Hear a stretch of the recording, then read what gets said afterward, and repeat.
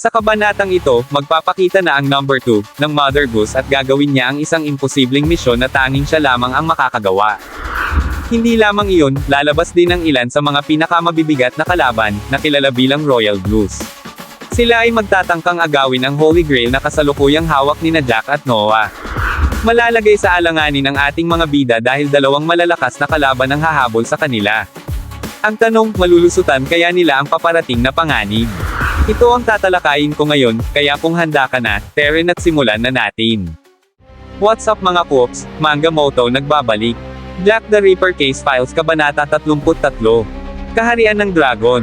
Sa simula ng kabanata, makikita ang isang lalaking nakangiti habang hawak ang timon ng barko, kalmado niyang minamaniobra ang barko ng Dragonhead, na pagmamay-ari ni Bjorn. Manghang-mangha siya sa ganda at tibay ng barko, tulad ng inaasahan niya sa sasakyang pandagat ng mga Vikings. Sa sumunod na tagpo, ipapakita ang nagkalat na mga bangkay ng mga tauhan ni Bjorn, mga Viking na napaslang. Ang lahat ng ito ay kagagawa ng Team 3, ng Mother Goose, na pinamumunuan ng number 2 ng grupo, si Monk. Sila rin ang nag-rescue sa iba pang miyembro ng Mother Goose na naipit sa papalubog na barko ni Piman, gamit ang barko ng mga Vikings. Habang nagmamaneho ng barko, sinabi ni Five Little Ducks, na kilala rin bilang si Mooney, na ang mga miyembro ng 5 major organizations ay may kakayahang magpakalat ng impormasyon ayon sa kanilang kagustuhan. Sumang-ayon naman si Jack and Jill, o si Faye, at sinabing tama ang naging desisyon ng kanilang Team 3 na agawin ang barko ng mga Vikings. Biglang napatanong si Twinkle Twinkle Little Star, o si Poggy, kung kumusta na sina Noah at Gina, lalo na't alam niyang naiwan ang dalawa sa lumulubog na barko. Sumagot si Cock Robin, na kilala rin bilang si Wake, na maayos naman ang lagay ng dalawa. Subalit, nagduda pa rin si Poggy at tinanong ulit si Wake kung gaano siya kasigurado sa kanyang sinabi. Binigyang diin ni Wake na ang Artist of Death, ang maaaring nagdala kay Noah sa isang ligtas na lugar upang maasikaso ang malubha niyang mga sugat at makatakas. Naisip din niya na may iba pang layunin si Jack maliban sa pagpatay. Napagtanto naman ni Poggy na si Gina ay maaaring naiwan mag-isa at nasa mga kamay na ngayon ng 5 major organizations, kung saan nila tinangkang nakawin ang Holy Grail. Ngunit, nanatiling kampante si Wake na hindi basta-basta mapapatay sina Noah at Gina. Sumingit si Faye at inasar si Poggy, sinabing dapat gamitin din nito ang utak niya at hindi lamang umaasa sa lakas. Tinawag pa niya itong hangal, dahilan para magalit si Poggy. Bigla itong tumalon papunta kay Faye at sa isang iglap, sinimulan na siyang balasahin. Nagulat si Faye at humingi ng tulong sa kanilang mga kasamahan, ngunit walang agad na kumilos. Habang galit na sinasakal ni Poggy si Faye, napatanong ito kung ano ba talaga ang kailangan ni Jack. Sa puntong iyon, sumagot si Monk, na nakaupo lamang at nanunood. Sinabi niya na kung sakaling may mangyari kina Noah at Gina, mas mabuti pang mamatay na si Gina kaysa makuha ng kaaway ang anumang impormasyon tungkol sa kanilang grupo. Dagdag pa niya, mas nanaisin ni Gina na mamatay alang-alang sa kanilang misyon kaysa mabigo at magdulot ng kapahamakan sa kanilang mga kasama. Biglang natuon ang atensyon ni Monk sa ginagawa ni Poggy, na buhat-buhat si Faye at tila akmang ibabalibag sa sahig. Nilabas na talaga ni Poggy ang naipong gigil niya kay Faye, lalo na't mula pa sa barko ni Piman ay hindi siya tinantanan nito sa kakabuwisit, kaya naman sa wakas, nakita ni Poggy ang tamang pagkakataon para gumanti. Natawa si Monk sa eksenang ito at sinabihan si Poggy na huwag masyadong mag-alala. Ipinaalala ni Monk na sisikapin nilang iligtas si Gina bago pa siya mapahamak. Isang napakaangas na pahayag mula sa pangalawang pinakamalakas na miyembro ng Mother Goose, napakaangas mga Koops, baka Monk yan. Habang nagaganap ito, kalmado lang na umiinom ng alak si Monk, na naging dahilan para mapatingin sa kanya sina Wake, Mika, at Poggy.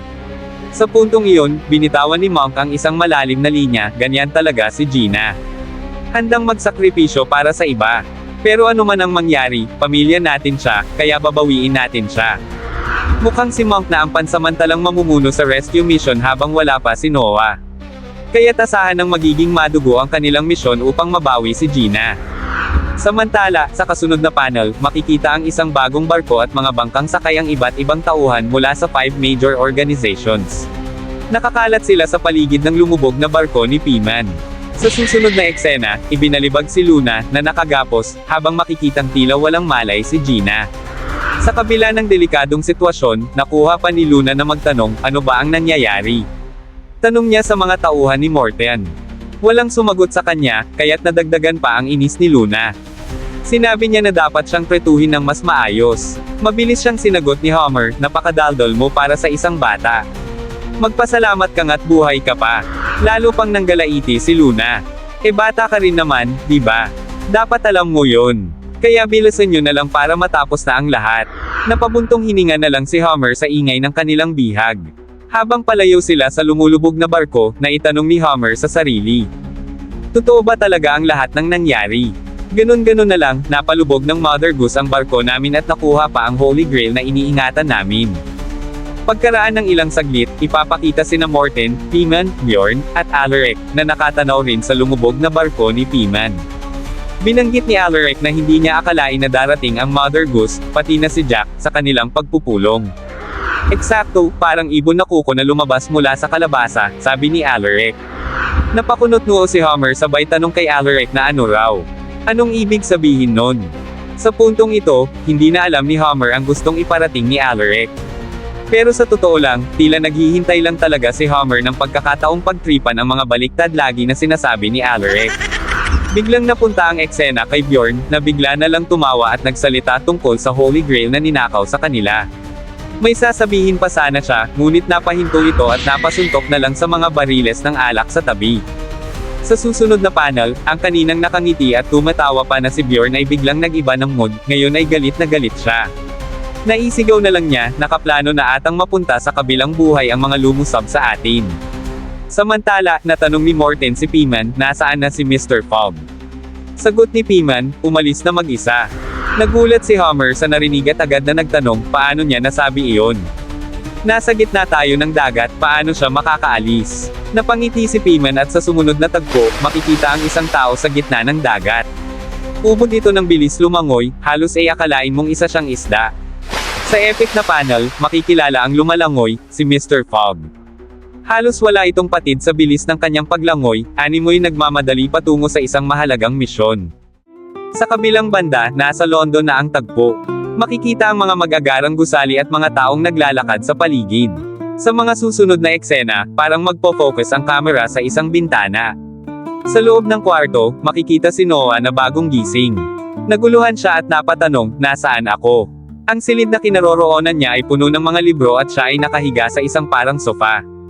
Biglang may narinig siyang nagsalita, nasa hideout kita. Lumingon si Noah at nakita niya si Jack na nakaupo, nagbabasa ng libro, at umiinom ng tsaa. Maya-maya, tinanong ni Jack, kumusta ka na? 3 araw kang tulog. Nagulat si Noah sa sinabi nito at agad nagtanong, ano na ang nangyari kay Luna? Hindi agad sumagot si Jack. Napaisip si Noah, iniisip kung sinasadya ba ni Jack na iwan si Luna sa kamay ng mga kalaban. Maya-maya, ngumiti si Jack at sinabing, direktang utos iyon mula sa aking munting boss. Pinili ni Luna na maiwan upang makatakas tayo at mailigtas ka. Pagalit na sagot ni Noah, huwag kang magbiro. Ngunit natigilan siya nang maramdaman ang iba yung sakit sa kanyang katawan. Inilapag naman ni Jack sa mesa ang isang bagay. Nang tingnan iyon ni Noah, nagulat siya nang makitang iyon pala ang Holy Grail. Ipinaliwanag ni Jack, habang hawak natin ang Holy Grail, hindi gagalawin ng 5 major organizations si Luna. Alam nila iyon, kaya pansamantalang naghiwa-hiwalay ang mga leader ng 5 major organizations ngayon at naglay low. Tumigil si Jack sandali at sinabing, tulad ng inaasahan mula sa anak ni Anne. Ngunit hindi pa man natatapos si Jack, sumingit si Noah, ito na ang tamang oras para lumusab at bawiin si Luna. Ngunit sagot ni Jack, hindi tayo makakakilos sa loob ng 1 buwan. Kasabay nito, itinaas niya ang kaliwang bahagi ng kanyang pantalon, ipinakita ang malalang pinsala sa kanyang binti. Nagitla si Noah sa nakita at napansin rin niya ang kanyang braso na bali at may nakasuporta na benda at kahoy. Pinayuhan siya ni Jack, huwag kang mag-alala. Ililigtas ko si Luna. Sigurado ako dyan. Sa loob-loob ni Jack, si Luna ay ang kanyang espesyal na apple pie. Para naman kay Noah, ayaw niyang madawit ang kanyang kapatid sa madugong gulong dala ng kanyang mga gawain. Dahil sa matinding pag-aalala ni Noah kay Luna, nasambit ni Jack kay Noah na hindi niya kailangang mag-alala tungkol kay Luna. Sinigurado ni Jack na may nakuha siyang impormasyon tungkol kay Luna, at ayon sa kaibigan niyang nagbigay ng impormasyon, maayos ang pagtrato kay Luna ng 5 major organizations. Ayon kay Jack, sa lahat ng ginagawa ng tao, may mga pagkakataong tumataas at bumababa. Kaya't mas mabuting tutukan nila ni Noah ang kanilang pagbangon at maghintay hanggang tumaas ang agos. Gayunpaman, lihim na natuwa si Noah sa mga nangyayari. Nasabi niya na nakakapagod na ang sitwasyon nila, ngunit wala siyang mapagpipilian kundi sundin ang payo ni Jack. Ngunit may problema pa rin, dahil kung malalaman ng iba pang kalaban na nawala na ang Holy Grail sa 5 pangunahing organisasyon, siguradong kikilos ang mga kalaban sa kalaunan. Napatanong si Jack tungkol sa tinutukoy ni Noah, at ang sagot na nakuha niya ay ang tinutukoy ni Noah na mga kalaban ay ang kaharian ng Inglaterra. Dagdag pa ni Noah, sila ay mandirigmang may dugo para sa Royal Blues. Sa susunod na eksena, makikita ang 4 na taong paykat na nakaupo sa harap ng mesa. Tinanong ni Matthew ang mga kasama kung nakuha na ba ang Holy Grail mula sa 5 pangunahing organisasyon. Ayon kay Cyrus, mukhang nawala nga ang Holy Grail sa insidente ng paglubog ng isang malaking luxury cruise ship. Samantalang si Zachariah naman ay binanggit ang mga nasasangkot sa pagkawala ng Holy Grail, kabilang na ang Mother Goose at ang ating bida na si Jack. Si Ambrose naman ay napatawa nang maiisip niyang ang baguhang grupo sa Underworld, ang Mother Goose, at isang serial killer ay nakipaglaban sa malakas na 5 pangunahing organisasyon ng walang takot. Pagkatapos, nagsalita muli si Matthew, nagsabi nang hindi siya makapaniwala na naiwan siya sa likod ng mga walang hiyang tulad nila, at natuluyan ng nabuwag ang 5 pangunahing organisasyon, ayon sa nakarating na balita sa kanya. Binanggit din ni Cyrus na ang perpektong pagkakataon para makuha ang Holy Grail ay ngayon na. Nasabi naman ni Zachariah na hindi nila dapat maliitin ang lakas ni Mr. Fogg, at si Ambrose ay mas sumandal pa sa kanyang upuan, sinabing hindi niya akalaing buhay pa si Mr. Fogg. Sa pagtatapos ng chapter, ang huling nagsalita ay si Cyrus at sinabi niyang hindi mahalaga kung sino ang nasa loob ng pintong iyon. Sino mang tumutol sa Royal Blues ay puro kabulaanan lamang, aniya. At dito na nagtapos, alam kong bitin ka sa kwentuhan natin, kaya sorry na agad. Shoutout po muna kina